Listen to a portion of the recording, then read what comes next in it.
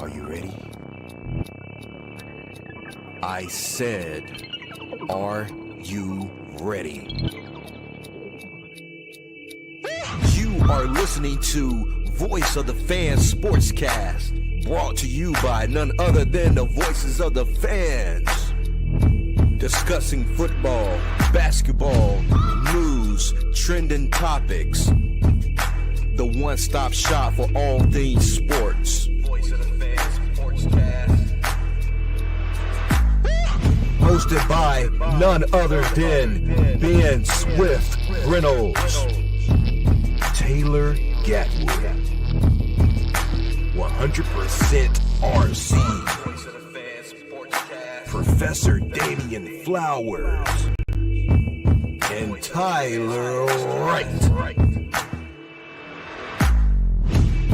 Voice of the Fans Sportscast.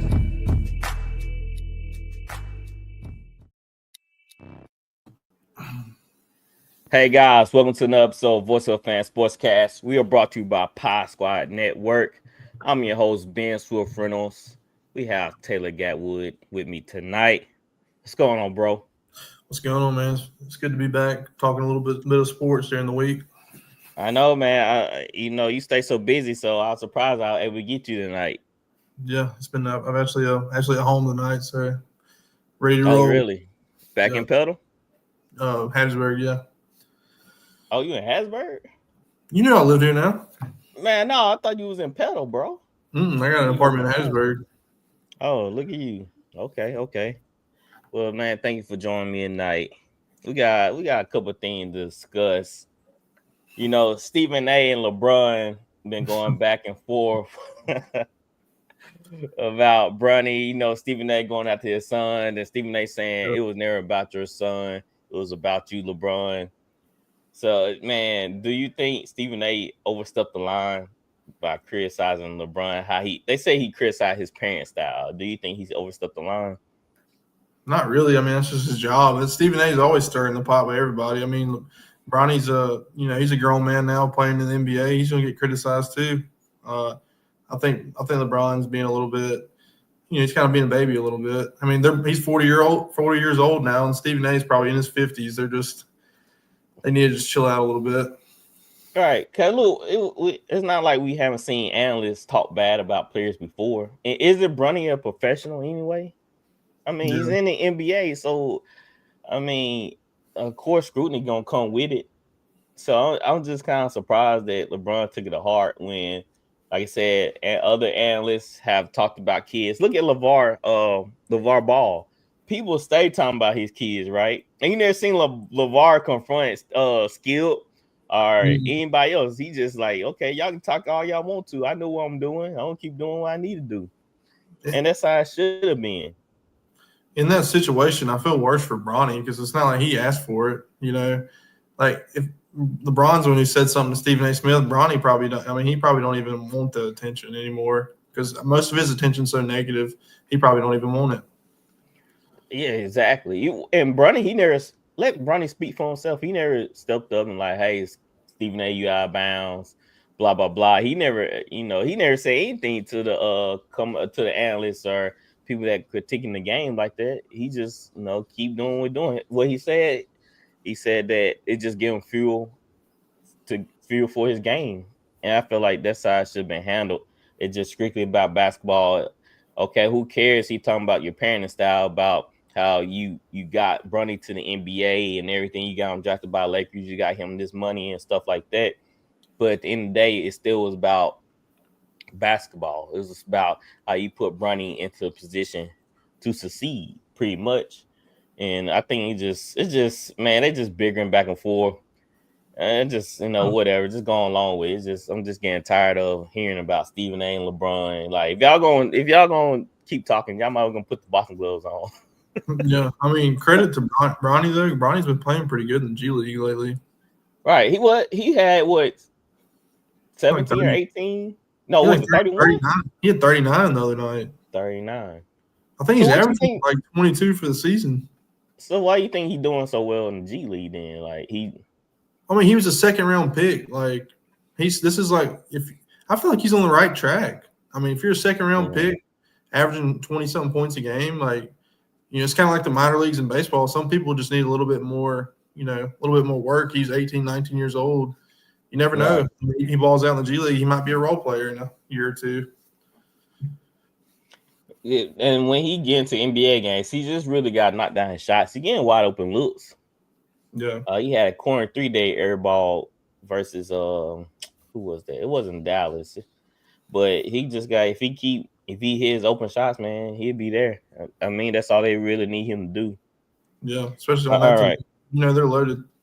They are. Luka, he's he doing Luka things. I mean, that's all he can ask for. I still can't believe he's a Laker. Dude, y'all going crazy. I was like, man, what's going on? I had to look at my phone. I was like, bro, what is this? Have you ever seen? I'm too sleepy. Huh? Have you ever seen on Twitter how they have that NBA Centel, NBA Central, and then NBA Centel does the fake stuff? I was like, this got to be him. He's got to be fake. Somebody's got to. Hey, you like our breaking news guy? You are a guy. When we go big. Yeah, we're gonna be on the phone breaking news.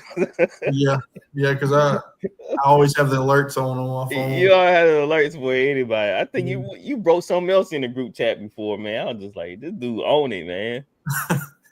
Like when DeAndre Hopkins got traded from the Texans to the Cardinals. What's that dude name? It was Shams. What's that dude that?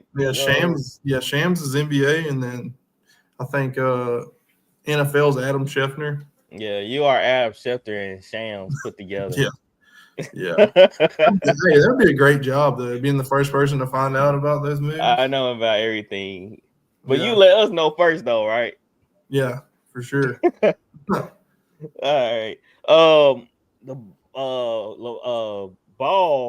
LaMelo Ball is out for the season.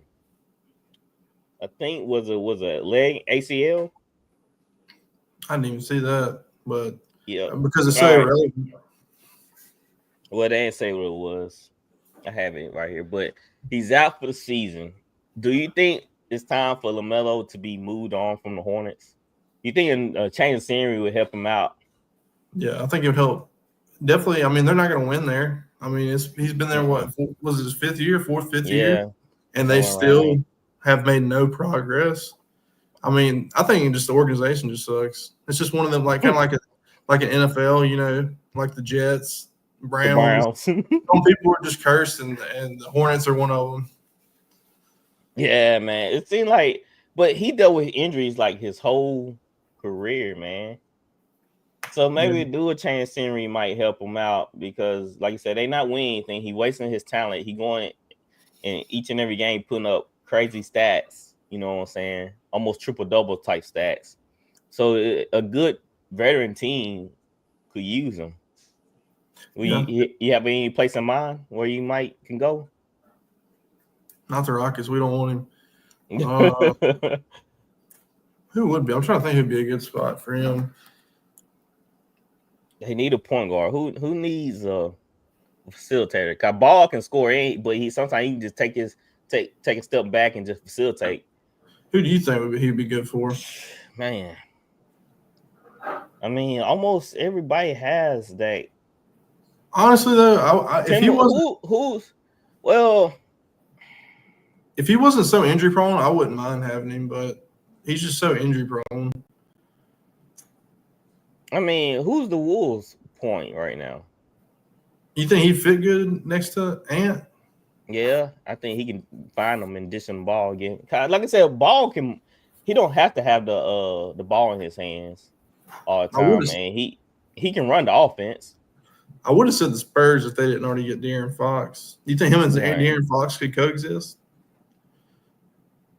I don't see LaMelo as a Spurs player. He's not a Spurs player. He's too sporadic sometimes. Like he do his own thing. That's why I think Ant would be good. Cause I think he can feed off Ant. And what about the Warriors? Like the Warriors. Well, Curry he's up there. They'll take some grind off of Curry if he get another guy that can score the ball. I don't know. Will him and Butler get along? What about him? Like, man, your dad talk too much. What if he went to the Heat? Yeah, the Heat. Yeah, they stuck in a rut right now, but they need another star. Got Terry Rozier, he's out, right? He could take his. I mean, Rozier, Hero, and Bam. That'd be a pretty good big three. Yeah, that would be a good spot. Yeah, the Heat, that would be a good spot for him. You know, he'd like So, Miami. hey, don't send Zion to Miami for sure. He can't even handle New Orleans. Right, he can't handle New Orleans. Yeah. So, but Zion, he's out for season. So we watching two young stars with Ball being out. Now Zion and CJ McCollum is being sit out for the rest of the season. Like, what is Zion? What's going on with Zion, man? Like, I don't know. I think the Pelicans. His knees can't be that bad. I mean, you got to think of all the pressure he putting on him. Yeah, that's a lot of. He lost weight though. He did lose weight though. He looked good. Like after he came back from the injury this year, like at the beginning, he looked really good. Like he was in shape. I don't know, man. Some people were just, you know how it is. Like some athletes are always going to be a what if. I feel like. So they tried cutting down on minutes. Maybe he wasn't lying about, if it was on the hill, he'll play more. But the Pelicans don't want that. Maybe, I hate to say it, cutting his minutes and let him come off the bench some. It seems like his body is not durable enough to play these long stint of games, man. So the only way you can really utilize him, you cut his minutes. I wish he could stay healthy though, because that dude is like, I ain't seen nobody at that size that could jump that high. Like what 6'7"? Yeah, but he's like what 280. Yeah, 280. Yeah, he was just like boards over taller guys.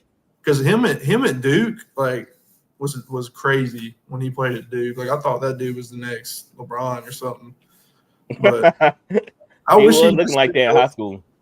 I just wish he'd stay healthy. Maybe a chain of senioring would be good for him, because you know how some people go to different teams and they don't get hurt anymore. Because some teams medical staff's better. Man, New Orleans have a history of injuries. The Saints medical staff was pretty bad, and Gail Bisson, she bought the Pelicans, and now you see the Pelicans are dealing with injuries, and they being bad right now. So maybe it's a curse on the Saints too, but they need to figure out something. I mean, think about the Pelicans. Anthony Davis was always hurt. DeMarcus Cousins had his career ending. AD. Drew Holiday was hurt a lot in New Orleans. Chris Paul when it was the New Orleans Hornets. I mean, yeah, you might be right. It's the gumbo. The gumbo is bad for your knees. The gumbo's bad for your knees. Yeah. Just ask Zion and AD when they were there. But hopefully, I wish the best for Zion. It's just unfortunate to do at that talent. We know he can be a double guy every night. Every night. 3 blocks, couple steals. Right. And it's just unfortunate of his talent to deal with injuries. I don't know. Maybe he needs to see a specialist about his knees. It shouldn't. If he's not missing any cartilage between his knees, then he shouldn't be having any problems like this. Yeah, he needs to figure something out. I hope he does, though, man. Just for the sake of the NBA. I mean, everybody. I mean, most people. He's a likable guy. I feel he just needs to stay healthy. That's what I'm saying. All right. Let's touch on. Let's go. You want to do sports news? Not making ESPN. That's a new segment I created. We'll go into that. Then we'll go into baseball. All right. All right. So I don't have a special banner or clip for this, so it's a video. All right. Let me pull it up. Well, let me read it first. No, it's on my other phone. I'm working with 2 phones here, Gatwood, man. I gotta get organized. All right. Let me see. Can I pull this down? So here's the video.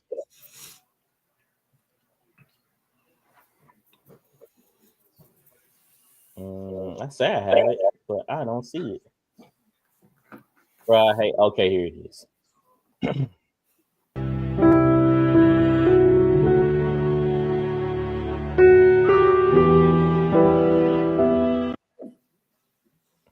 Did you just chuckle? What was Did that? What was that? Did you just laugh? I thought that was a joke. It was for real? That was April Fool's. Yeah, it was for real. That was April What do you Fool's. mean? Was it April Fool's? No. I thought you were trying to prank me. No, it wasn't April Fool. It's a real story. Well, I mean, it's April 1st. I thought you were messing with me. No, man. I thought about it, but no, it's a real story. So this dad shoots a youth football coach over son's playing time. So Daryl B. Clemson was charged with first-degree assault and armed criminal action. Officials say a group of 9 10-year-old children were present at Clemens. 45 got into an argument with the coach, Lattimore, a 34-year-old volunteer coach for the city. Clemens accordingly was upset with Lattimore for not starting his son. The authorities said both men were armed, but Lattimore gave his gun to a friend and told a parent they could fight with their fists. Clemens rejected that idea and shot Lattimore 5 times. I mean, I don't know how that's going to get any more playing time by shooting somebody. Right, you just killed the coach and call your son want to get more playing time. Like, tell your son to be better, man. Like, that's crazy. Especially at that age. At that age. Yeah, that's crazy. Coaching more. I mean, we've all been. I mean, I'm not a parent, but I'm sure you've been like, man, I wish they would let him play more. My son play more, but you don't want to go shoot somebody. That's not gonna solve one thing. So I'm sitting in jail, going to prison, and my son's still not getting no playing time. He definitely ain't getting no playing time now. He definitely ain't getting no playing time. So they don't help nobody. But that's why I don't coach anymore. I don't deal with the parents like that. you don't coach anymore because you don't want to get shot. Man, one time I was coaching this basketball game, and 2 kids who not the best athletes in the world sitting on my bench, right? So I walked to them. I said, "Hey, y'all guys want to get in the game?" And they just did this. I said, "Okay, y'all can sit your butt right there, then, right there." And I just walked off. And so I was the coach. I just so happened to look up in the stands. And I see the 2 mamas talking about me. They're like, he pointing at me and talking. I'm like, well, first of all, your son didn't want to get in the game. So if he don't want to get in the game, especially if I ask him, that's on him. So, but I got another sports news right here that don't make ESPN. It's something more lighthearted, Gatwood. I think you enjoy this. All right. And the pinch hitter now is 16, Parker Bird. So number 16, Parker Bird. 1 ball, no strikes. Runners on second and third. 1 out. Hey, oh, hey! Oh, he just misses it. No, that's it.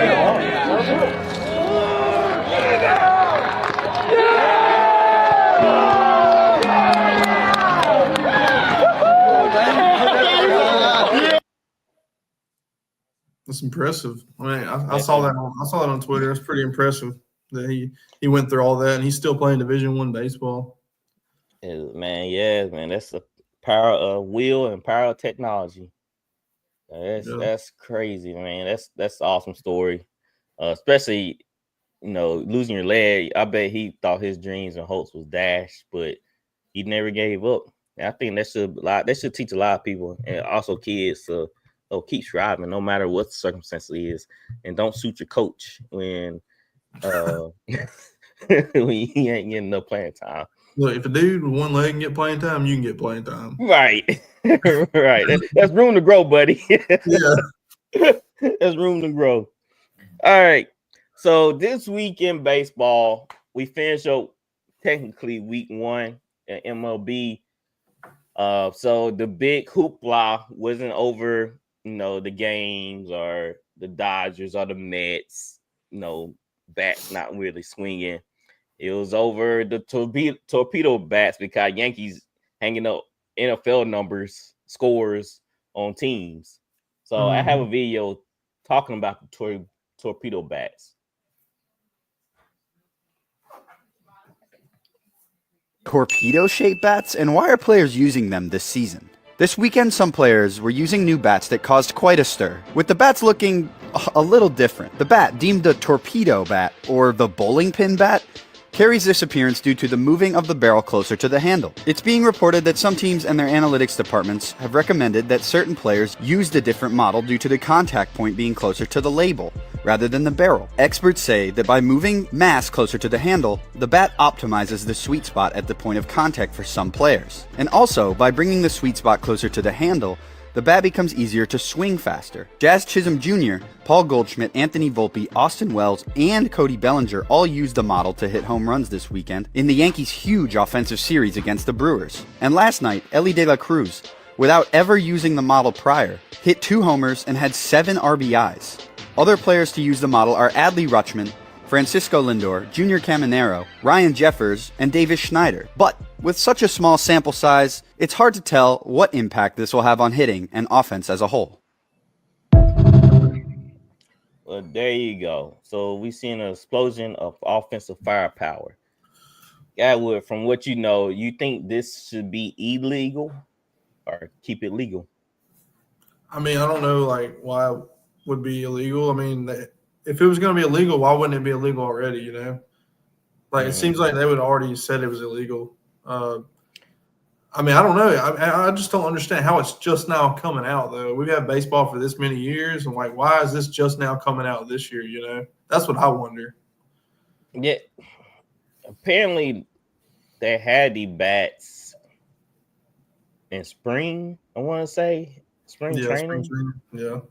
But they didn't really, I guess the guys weren't hitting home runs like that, so it wasn't a big deal. But now since the Yankees putting up this firepower, everybody like, what in the world, torpedo bat? But like you're saying, from what I understand, where the guys were hitting, they weren't getting the much of the impact zone or the much of the sweet spot. What's that called? The sweet spot? Yeah, they wasn't getting the right spot on the bat when they were hitting. So the torpedo, I guess, kind of the torpedoes.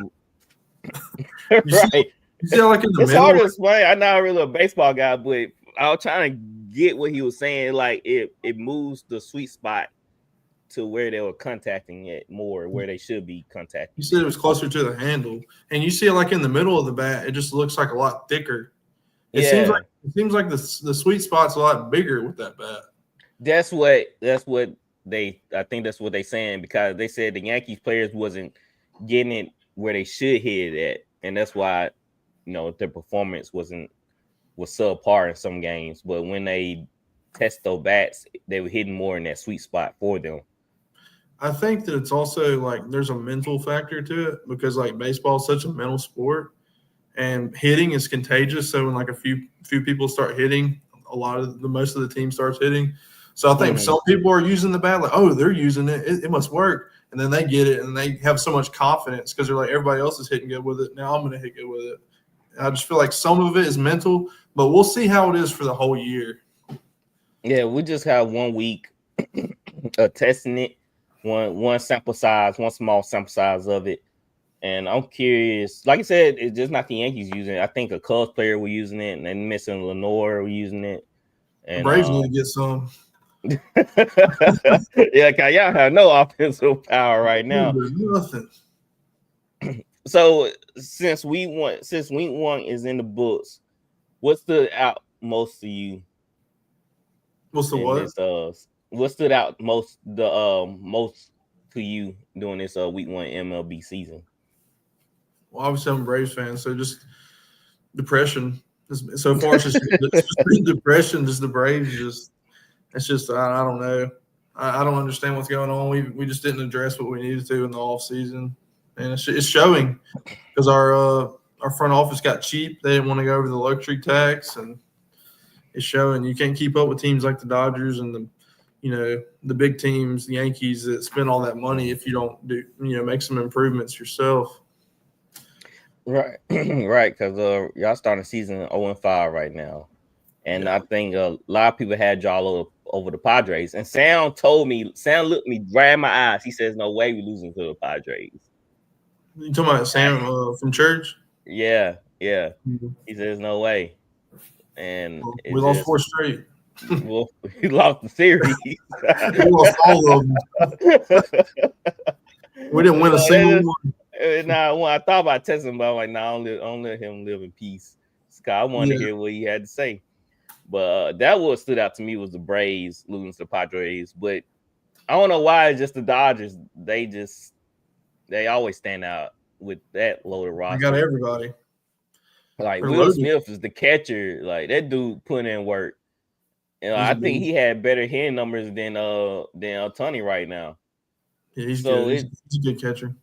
Yeah, so it's just like Freddie Freeman had a bomb the other night. So it's just like everybody chipping in with their bats. Yeah, Mookie Betts. I forgot about him. Yeah, they're loaded. They got an all-star team. He getting off the start. So it's just like that just stood out to me. It just when you look at the roster, it just stands out. And I was just like, bro, I don't think nobody can beat this team unless they just go cold one night. But it's a seven game series. So that means they had to go cold multiple nights. And I don't see that happening. So they might be, if they don't have injuries, they might win again. They just too complete. That's the thing about baseball, though. It don't matter if you're the best. It's not like basketball. You know, pretty much every year, like when the Warriors were in their prime, then they were probably going to win it every year. Warriors and Cavs. Mm-hmm. Baseball, you can win 88 games and barely get in the playoffs and win the World Series. It's just all about who gets hot at the right time. That's why baseball is such a good sport. It is. Yeah, Kyle, you can kind of map it out who's gonna win the NBA down to the 4 teams. And hockey, you kind of already know the powerhouses. They're gonna knock it down to 4 teams. And sometimes the NFL can throw you a wrench. Yeah. You know. But usually usually who's gonna make it. So it's just MLB off to a hot start. I can give you a couple of scores right now. The Yankees are beating the Diamondbacks 4-2, bottom of 7th. The Rays is beating the Pirates 6-0, bottom of 7th. Nationals and Blue Jays are tied up in the 7th, 3-3. White Sox are beating the Twins 3-0. I thought Twins gonna be a little bit better this year. Yeah, I mean, you got to think about it, man. It's been 5 games. I mean, it's hard to judge baseball right now. I just thought the Twins come out a little bit more hot than what they. Yeah. I don't think they've won yet either, have they? I think they won 2 games. No, they haven't. They 0-4. Yeah. I don't know where I got 2 games from. They must have scored 2 runs when I looked at it. They bat like us. They 0-4. The White Sox are beating them 3-0 in the top of the 6. The Brewers are beating the Royals, which I was surprised. I'm glad I didn't pick that game. But the Brewers are beating the Royals 2-0 in end of the 5th. Cardinals are losing to the Angels 3-2, bottom of 6. I think the Cardinals lost to the Angels yesterday night, if I'm not mistaken. The Cardinals started off hot. They were 3-0, but I think they lost the last 2, I want to say. Yeah. And the Giants is being the Astros 3-0. Astros, they started off good too. Yeah. So did the Giants. So it's still hard to judge teams this early. Yeah. Yep. And the Cubs, they played at 9 versus the Athletics. So there you go, your MLB for the week. We're gonna try to integrate more MLB as the weeks go on. I'm trying to watch games. It's just, man, the games you really want to watch sometimes come on too late. Yeah. Like I wanted to watch the Dodgers and the Braves last night, but it was 9 o'clock. Yeah, that's what time they play tonight too. Because I mean, if you're gonna watch a game in LA, it's gonna be 9 o'clock every time. Yeah, the Cubs, well, they play at 9. That's another team that play late games. The Cubs, man. Well, the Cubs probably won't when they're at home though. Who are they playing? They're on the road. That's why, because they're in California. They're in California. They're gonna play. Didn't the Athletics move from Oakland? Yeah, but it's to Sacramento. It's still California. They the Sacramento Athletics? This year they're Sacramento, but they're going to Las Vegas. Vegas. Yeah, they're gonna be Vegas. Yeah, that's right. Everybody going to Vegas. Dallas might be going to Vegas. Dallas Mavericks. Might as well. That'd be stupid. Yeah, right. All right. We're brought to you by Swift Energy. Like I said, I always lose my promo card. Get 25% off. Use code VOL13. You need a little pick me up. Just the way to go, guys. Swift Energy. Grab you some. You got some in the fridge right now? You know it. Got my name on it. You see, I'm the spokesman for Swift Energy. You get know, them for free. I get it for free. Shout out to Canada. It's a Canada-based company. Shout out to Voice of Fans in Canada. They need to go get them some too. All right. Deshaun Watson, your boy. Why is he in the news? Because the owner said something. Oh, yeah, I saw that. If I have it. I mean, he ain't lying. You saying he ain't lying? No, he ain't lying. I mean, it has been an absolutely horrendous signing for sure. Oh, yeah. He said Browns owner says they took a big swing and miss signing Deshaun Watson. It's hard to deny that. I mean, the proof is in the pudding. Yeah, you can't. There's nothing more you can say. I mean, that ain't breaking news.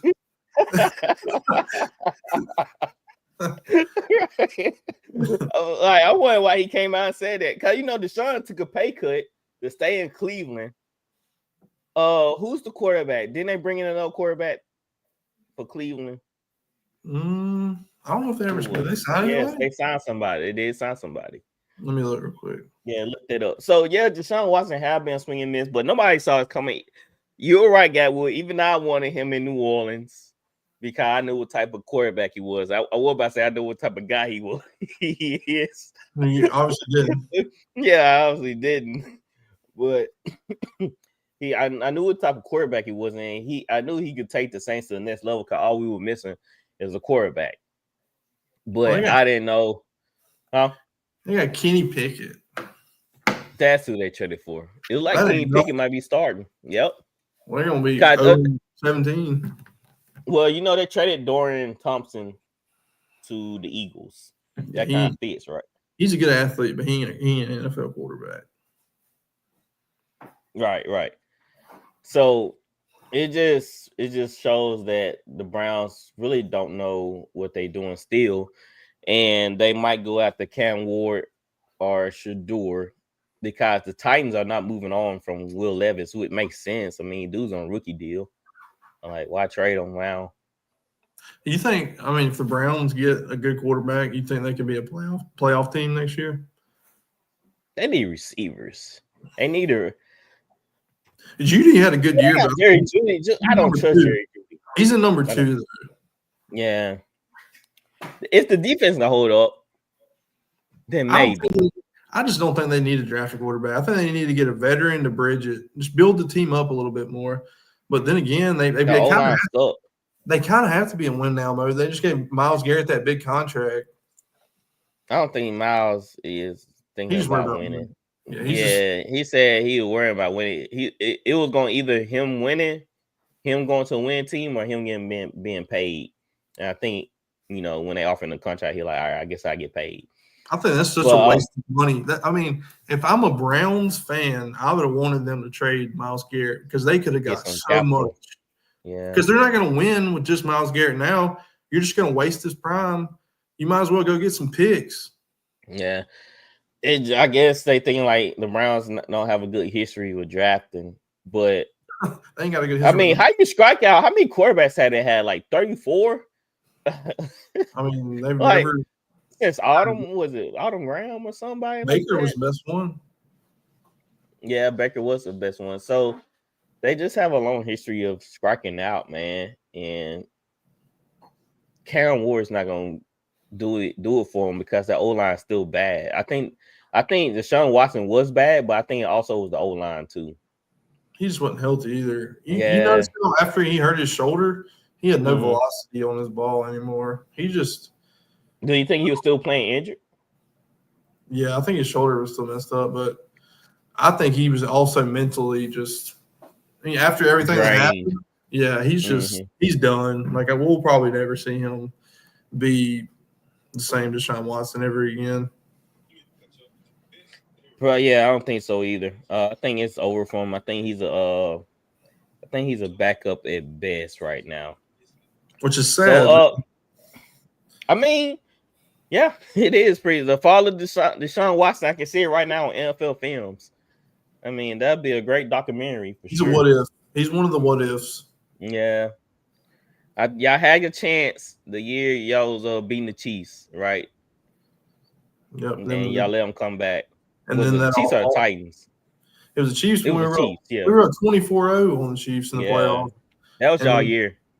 Yeah, but we blew it, of course. So, what do you think about this statement about Shedeur? Tim Houseback came out and said, my comparison on Shedeur Sanders has kind of been in that Andy Dalton range.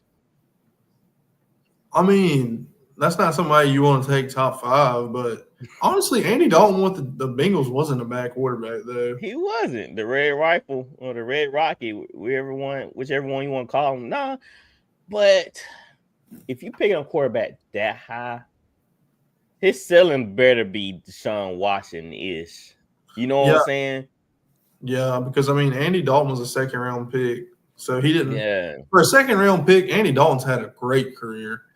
He made fans forget Carson Palmer for a second. Yeah. I mean, he also had AJ Green, too. He had prime AJ Green. Well, he had AJ Green. He had a slew of receivers. There's another. Sanu. He had Sanu, and I forgot the other kid name that was on the opposite side. They were deep. That receiving core was deep. Marvin Jones, I think. Yeah, Marvin Jones. Yes. Yeah. Yep. Because the Bengals have always had good receivers. They have. They know how to draft them, that's for sure.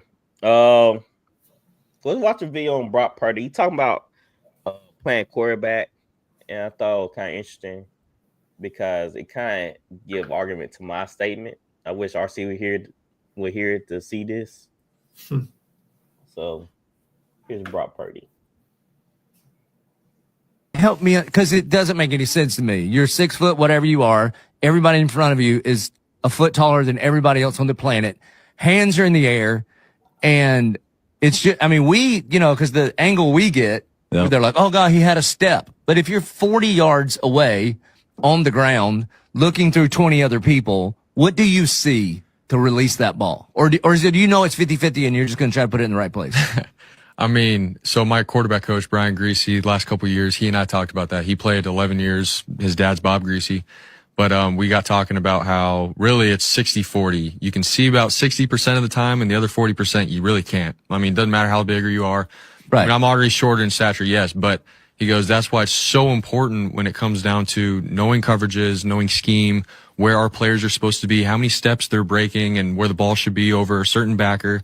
Like, all those things, man, it matters. And that's why, like, guys, if you go to a combine and all those things, you're just throwing on air and, yeah, you look all good with a strong arm and fast jumping, all that stuff. But when it comes down to 11 on 11 and you got guys that are a foot taller than you and you can't see, it comes down to the processing. Like, before the play, like, I know that the safety's probably going to rotate down. It's going to be one high, and I got one. All right. So that was Brock Purdy talking about you can see a certain percentage of time. Guy, what's your thoughts on that? He's a smart guy. I mean, you just listen to that interview. He's a smart guy, and I mean, it's true. I mean, he was like, I don't know how. I don't know how people have a pre-draft interview talking with him, and he's a 7th-round pick, because you can tell he just gets it. Like, he might not have the best tools, but he gets it. Kind of like, for example, like Will Levis. It was viral with him throwing all those, having the strong arm and all that, but he goes to the league, and he's probably the most boneheaded quarterback in the league.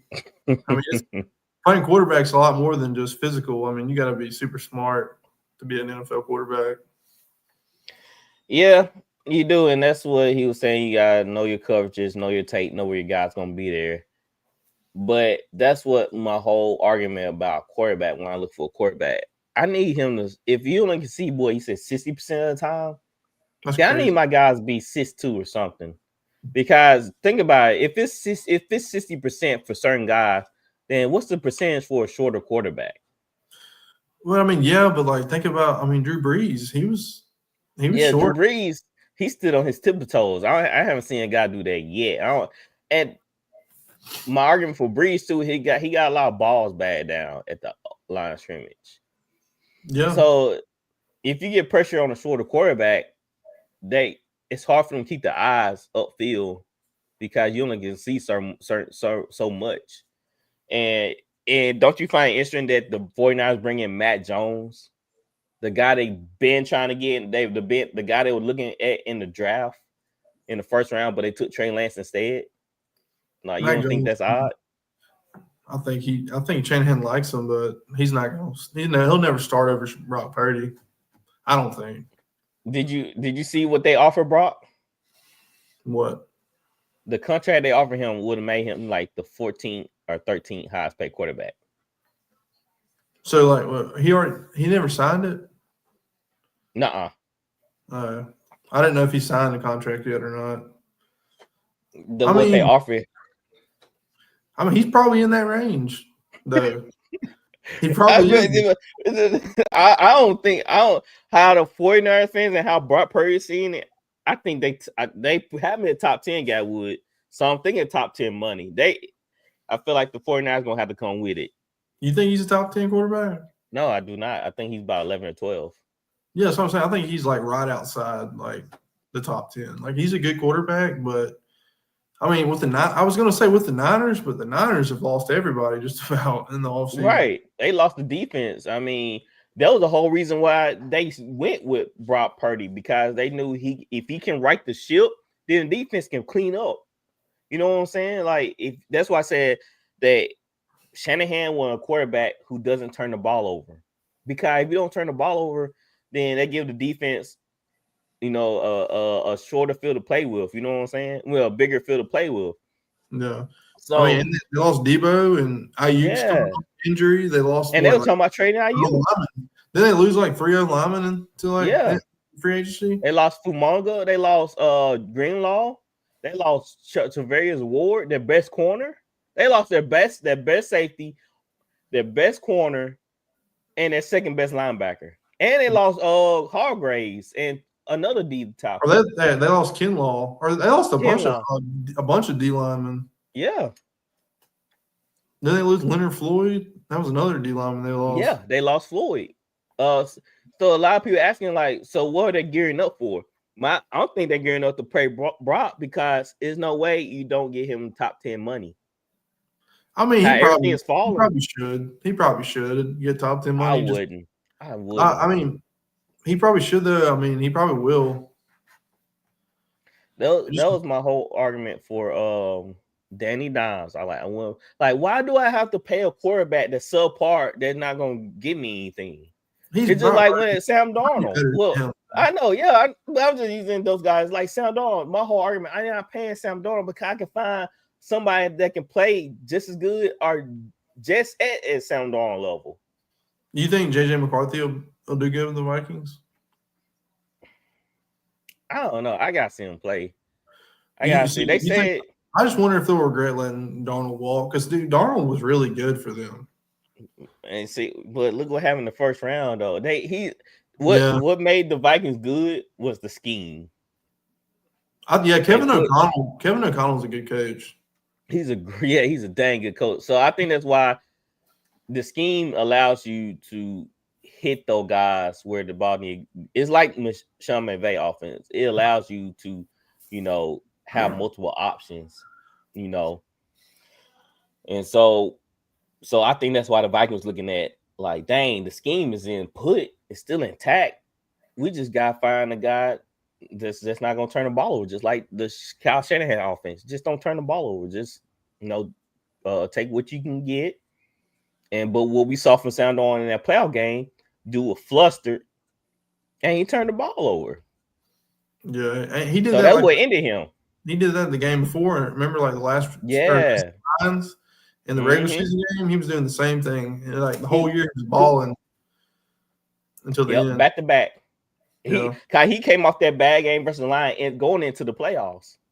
Those two games might have cost him like $50 million. Right. His wife probably mad at him. Like, I ain't talking to you for the entire week. She's fine. He's still got $100 million. He's fine. He's like, I'll give me another one. Yeah.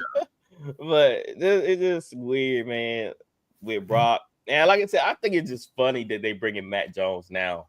And we saw what Matt Jones did with the Jacksonville Jaguars. I mean, he looked decent.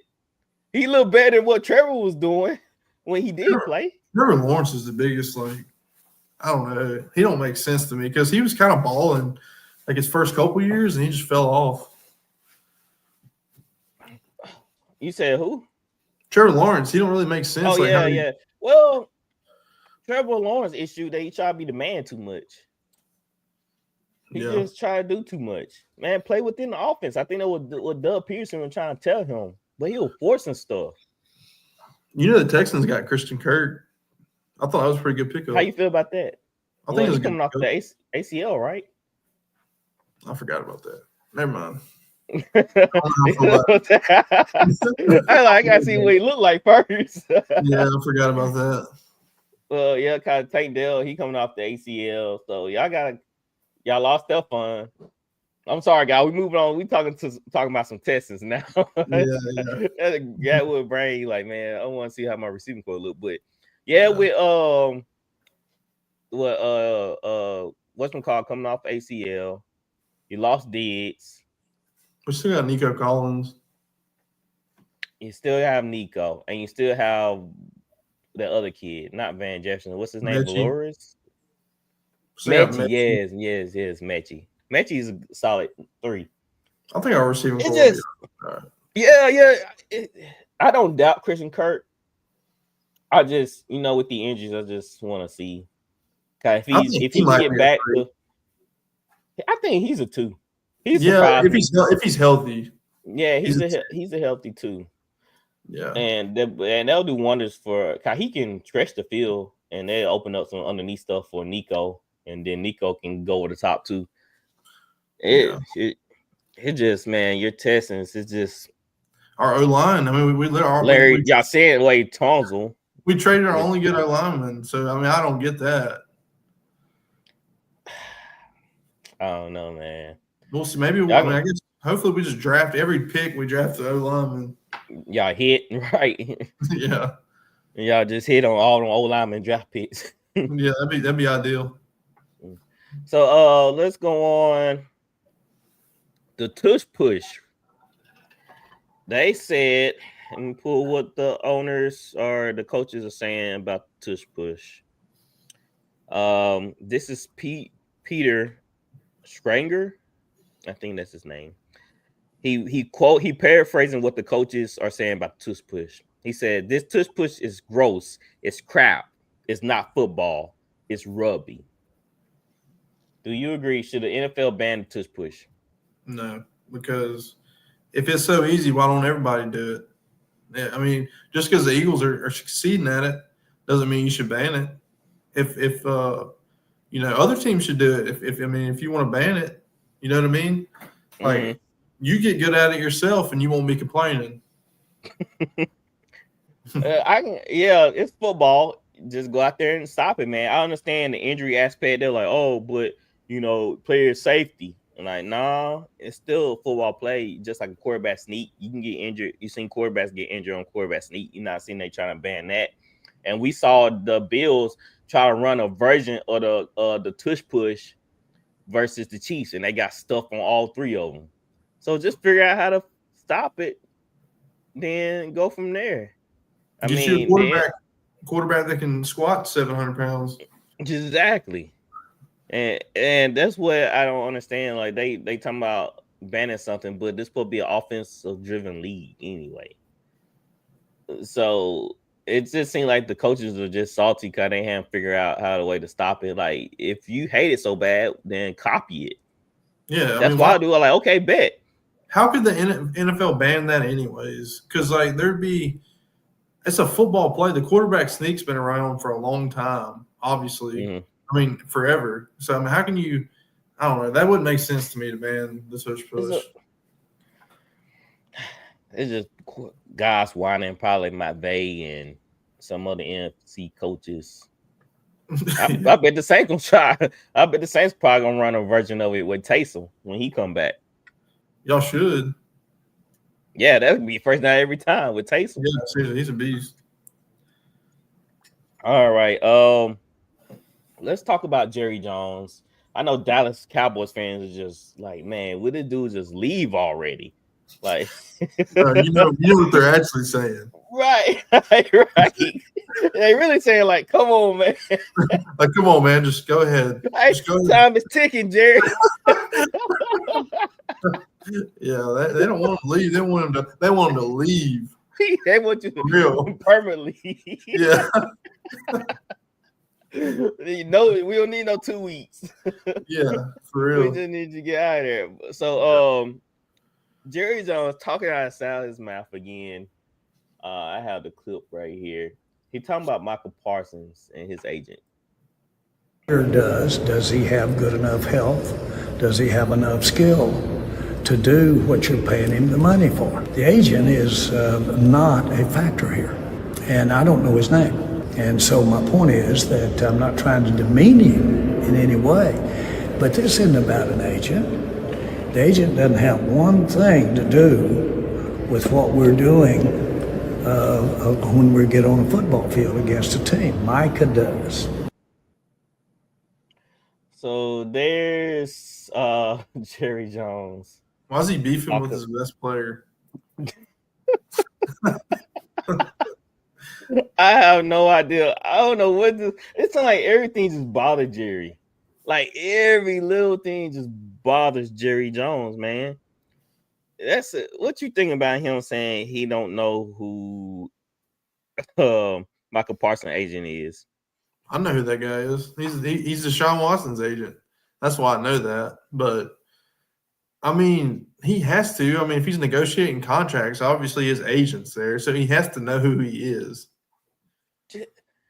Right. That's what I don't understand. Like, why would you even come out and say like, "Oh, I don't know who the agent is. I don't even know none of these guys agents." That's a lie, Jerry.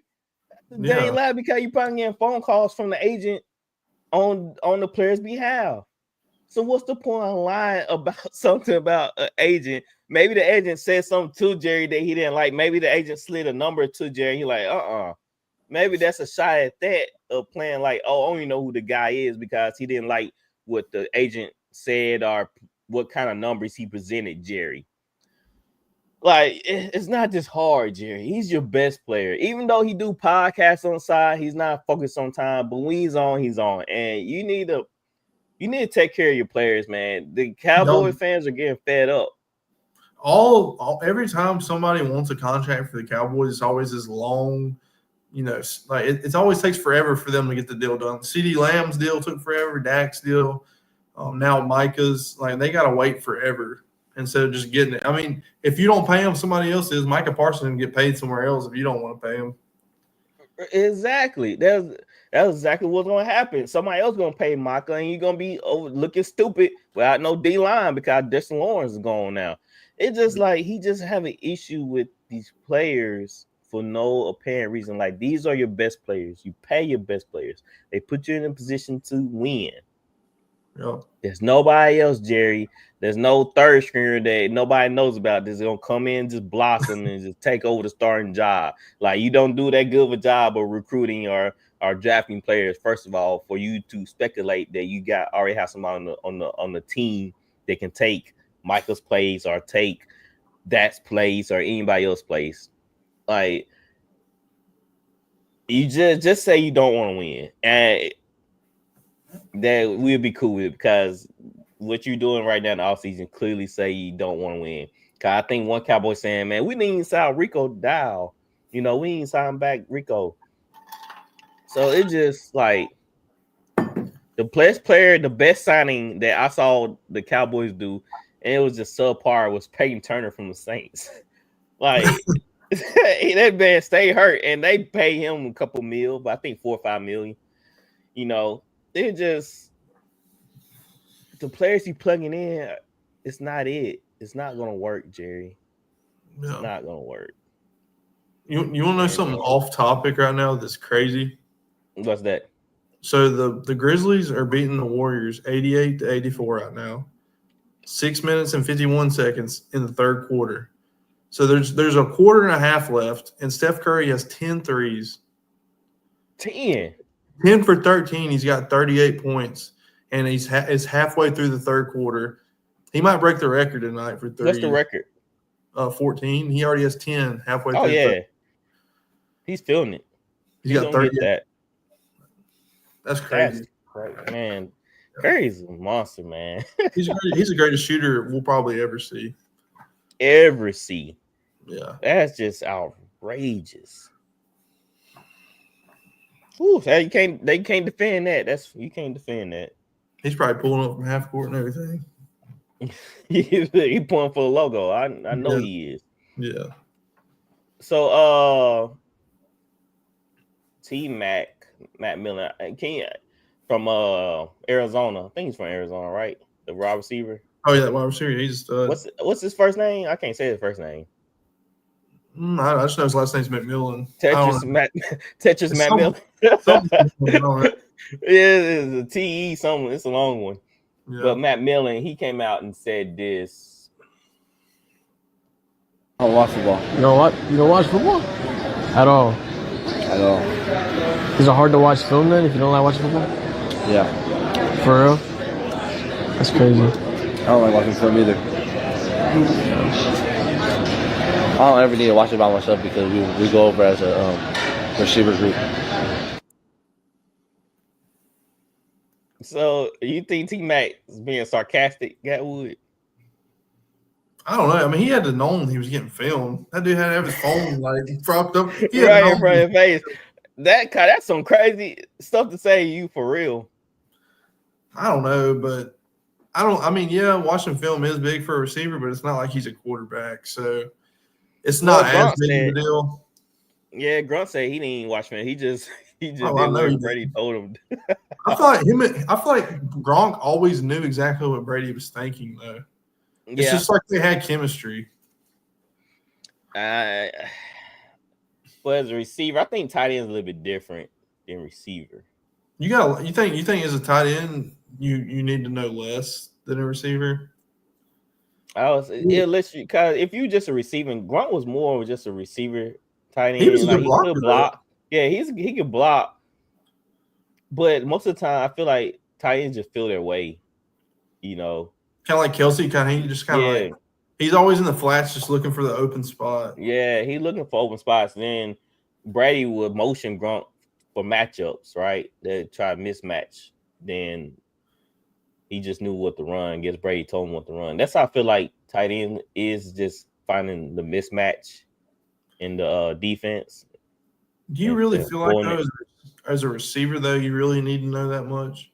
I feel because it's timing. I think wide receivers, the timing, like they gotta be in that specific spot because they throwing it like on cue.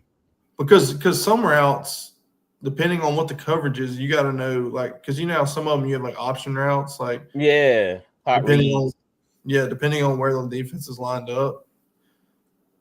I don't know. I mean, I've never obviously been in an NFL room. I mean, as a receiver, I would think so because like certain receivers do certain things, and a lot of times you see guys in the same area and they're like, oh, they don't supposed to be happening. Somebody ran the wrong route. It's like more traffic for receivers than tight ends, I'll say. Because usually the wide receiver run a clear out, and the tight end or receiver would just, find the holes and everything like that. I don't know, man. I guess it all depends on what kind of receiver you are too. If you just a go guy like DK, then you're gonna run a slant or a go. So how much do you really need to know or out? You know what I'm saying? You're big and fast.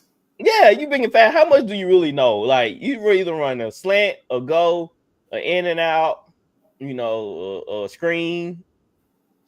Some of these receivers don't seem like they're the smartest people in the world. I mean, even tight ends. I mean, look at Kittle. I mean, you think Kittle's a genius? I think he's football smart. Yeah. I give him that. He's football smart. Yeah, he is. I'm just saying, like, I don't think you have to be a genius to play tight end or receiver. That's why I don't think either. But like quarterback, you blocking time. You got to be a genius to play quarterback in the NFL. I don't care who you are. You got to be smart. So Matt Millen, I think I sound like he's being sarcastic because I don't know. He did say, "Well, I'm in the receiver room with the receivers, and we already watching film. I don't like watching film by myself." So I don't know, man. These new cats, man, they be saying anything on cam, bro. I wouldn't look into that though, to be honest. Yeah, I think I mean, he still put great numbers in Arizona, so he gotta be doing something right. Yeah, it's not gonna hurt his draft stock. No. I thought they had to actually have Matt Millen fall to the Saints, and they have Shedeur fall to the Saints. Would you like that? Yes, I love that. Anything over Carr, man. You want anything Shedeur? over that? Huh? You take Shedeur? Yeah. Anything over that 98 Civic. Anything over that 98 Civic. Yeah, I think he's gonna be good too. Yeah. If we Josh Shedeur, I'm going out and getting that jersey ASAP. What pick do y'all have? The 9th pick. Yeah, it could happen. Maybe y'all might get. What about Dart? Would you take Dart? Man, they were talking about one Saints analyst. He did put a good perspective on it because they said before the season was over, the college football season was over, they had him projected to be a 2nd and 3rd round pick. So now they moved him to a 1st round pick after the combine. They're like, so what changed? Like, what changed the draft projection? What do you say? He bought out the Senior Bowl too. That's like he was a 2nd, 3rd round pick. So yeah. I think that helped him a lot. So that's what I'm saying. Because what's that guy's name? The Mel Kiper had him 2nd or 3rd, but all of a sudden he had him top 10. And the dude, like the Saints analyst, is like, what changed now? Like, why you jumped him from that spot all the way up to the 1st round? So it's just like the analysts, the drafters, man, they have their darlings. I think Justin Dart just one of their darlings, man. He is, but he is like a dog, though. Like he's got that dog. He's not afraid of nothing. Like he's fearless. He got a big arm too. He's got a big arm. He can run. He's not the tallest, obviously, but I mean, I don't think he'd be bad though. I just don't see him being bad. I feel like he has the work ethic. He's got the dog in him. He just doesn't. You know, like some of those quarterbacks, like Daniel Jones and them, are like real timid, and they just don't got that. They don't got that dog in them. Like he's got the dog. I would sit Dart. I wouldn't play him right off the bat. I'll sit him. Learn. Yeah. I feel like that should be any quarterback should be like that. Yeah, like if the Browns take Cam Ward, don't play Cam Ward right off the bat behind that bad old line. Man, he gonna be scared. Dude gonna be running for his life. Why would you do that to that man? Sit his tail down. Go get Jameis. Well, I know Jameis signed back with John, but if Jameis was available, go get Jameis. Let him play for a couple years, man. Like I can't stand a lot of people gonna use the argument. Well, these are older quarterbacks now. I don't care. It's still the same thing. The guy haven't seen defenses like he has seen in college. So let him sit, let him learn. I know Jaden Daniels is a rare occasion. Him and CJ, we saw CJ struggle a little bit. But Jaden, he gonna see people gonna get tape. Now they got tape on, so we're gonna see what he gonna do his 2nd year. But just let him sit, man. I don't like starting a rookie quarterback office on a bad team unless the team is in the middle of a pack. I mean, unless they one QB away of making that jump, then yes, I'll start them. But if we're not, let's rebuild this thing right and not rush. You know, Rome wasn't built in one day. So that's the type of build in the trenches, build the O-line and D-line, and then get your quarterback. So you heard Tyreek Hill's open up. He's back open to a trade. Should Dolphins just ignore him again? Yes. He wants to get traded again. When does that come out? What's the date on this? You're gonna make me that was on the 30th of March. Dang. What made him change his mind? I thought he said he wanted to get traded. Then he's like, no, like I want to stay. And now all of a sudden he wants to get traded again. I don't know. He's no one of them guys where you just like, he's just talking. He's just talking. I mean, all right, let's get. They might get a 4th round pick from him or something at the draft. Like I said, send him to the Bills. The Bills need a receiver badly. All right. Let's go into some. Where's my album at? Let's go into some sports news. Aaron Rodgers spent 6 hours at the Steelers training facility, meeting with the coaches. It's said to be a positive visit. Giants, of course, they signed Jameis Winston, which I said 2 year, $8 million. The Bengals DN Trey Henderson is expecting to sit out the season. He's threatening to sit out the season. The 49 official trade deadline for wide receiver Brandon Ayuk is April the 1st, which is today, when his $22.85 million roster bonus is due. So it's like again, and he ain't moving nowhere.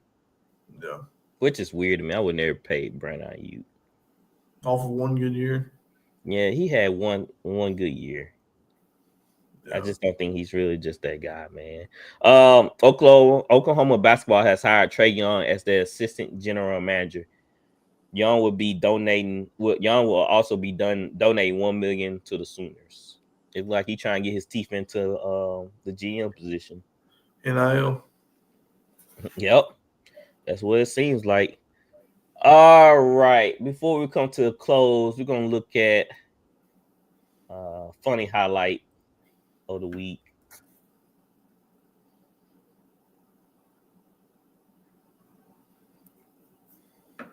Let's see. All right, here it is. Never seen the field again after this. The return starts out so great. Okay, juke, hurdle, and you got clobbered. Got to keep your head on the swivel. He jumped right into that. Hey, these kids be watching too much NFL stuff, bro. They live in their feet, man. Yeah, he definitely did get back on the field after that. He'll never do that again. Never do it again. Saquon, he set the bar too high, man. He set the bar too high. Yeah. All right, let's go on the fan posts real quick, and then we end the show.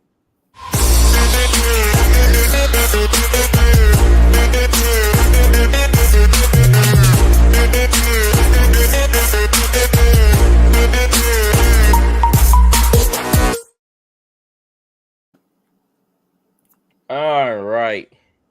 The question comes from Superman Offspring. Okay. Superman Offspring. On Instagram. If Aaron Rodgers goes to the Steelers, how much better does he make them? That would be I think they'd be pretty good. I mean, because they got Metcalf now. You know, Rodgers like his deep threat. I think they'd at least win a playoff game. I think. I'm not gonna say they're gonna win this. I'm not gonna say they're gonna win the Super Bowl because you still got the Bills and the Chiefs.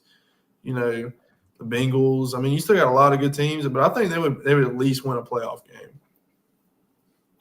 Yeah, I totally agree. I think they'll probably make it past the first round this time. But if they play against the Bills again, then they're not making it past the first round.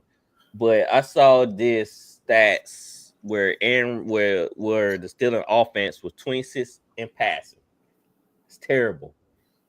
They were 25th in passing yards per play. The Steelers were? Yeah, terrible. Yeah. And they was 23rd in scoring offense. Yeah. Terrible.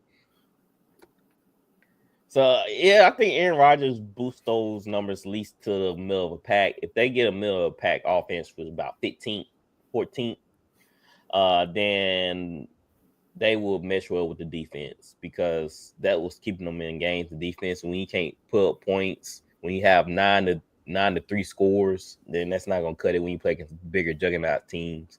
So it definitely would it's a grade above Aaron Rodgers.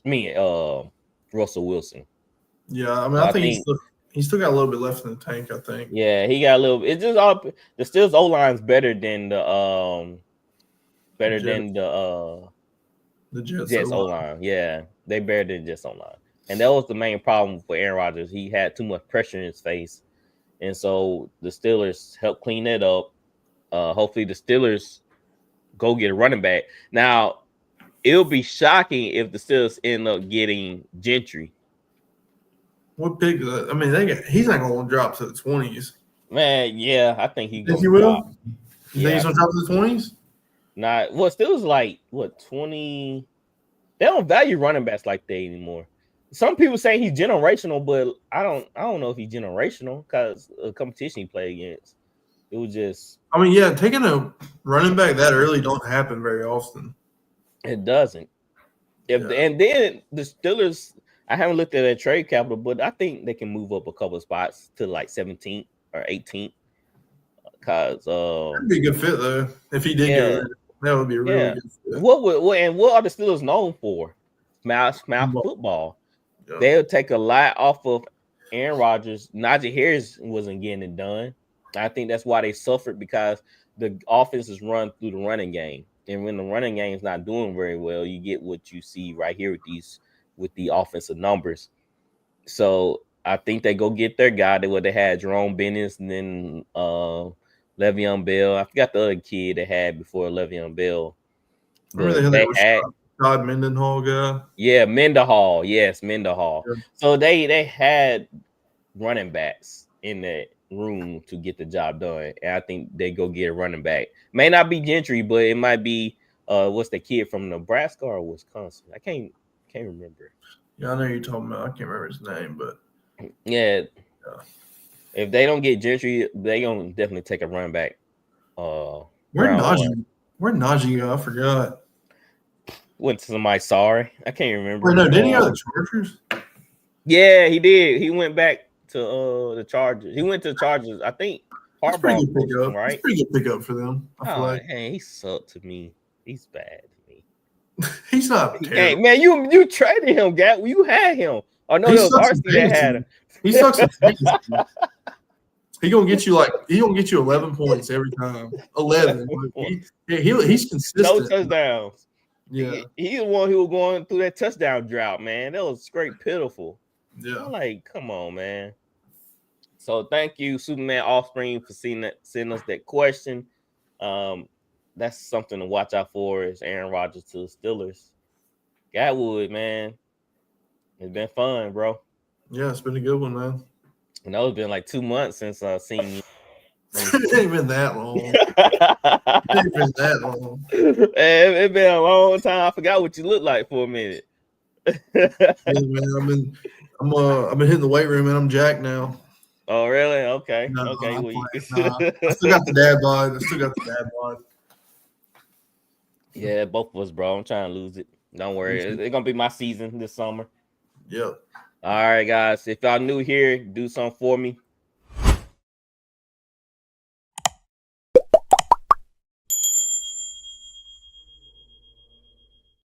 Like and subscribe, share with family and friends. We appreciate the support. As always, we'll be back next week with another great episode. So tune in, same time, same channel, and we out of here. All right, Gatwood. Peace, man.